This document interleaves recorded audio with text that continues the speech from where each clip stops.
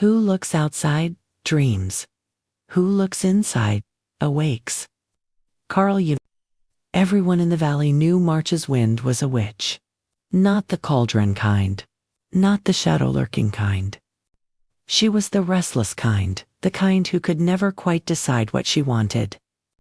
One morning she would sweep in warm as a stolen sunbeam, carrying the scent of thawing soil and early courage. Windows would open. Birds would test their spring voices. Even the oldest fence posts would stand a little straighter.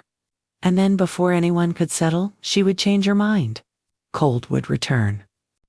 Laundry would snap against the line. Winter would grip the doorframe again. The villagers would sigh. But perhaps she was never indecisive. Perhaps she was holding opposites. As Jung wrote, the tension of opposites is the essence of life. March is not confusion, it is tension, warmth and frost, retreat and emergence. Winter and spring sharing the same breath, the wind which does not choose between them. She carries both. A spark of sunlight makes her bold. A sly frost makes her cautious. A whisper from the mountains pulls her north. The scent of wet earth spins her south again. She feels everything too vividly. And that is why she seems wild. But transformation is never calm. Jung reminds us, there is no coming to consciousness without pain. Growth gusts. It startles. It rearranges the familiar.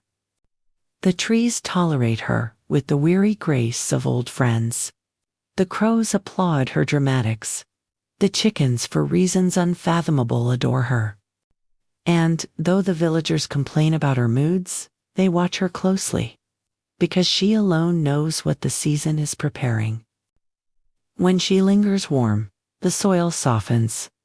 When she turns sharp, the buds wait. When she circles above the river, even the fish grow still.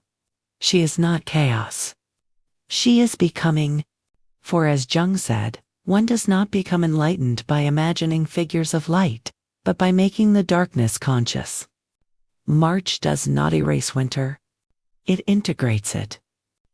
The wind, which is not trying to decide how spring should begin, she is practicing the sacred art of transformation, holding winter in one hand and spring in the other until something new can safely emerge. So, if today feels uneven, bright one moment, sharp the next, a little wild, a little undecided, do not fret.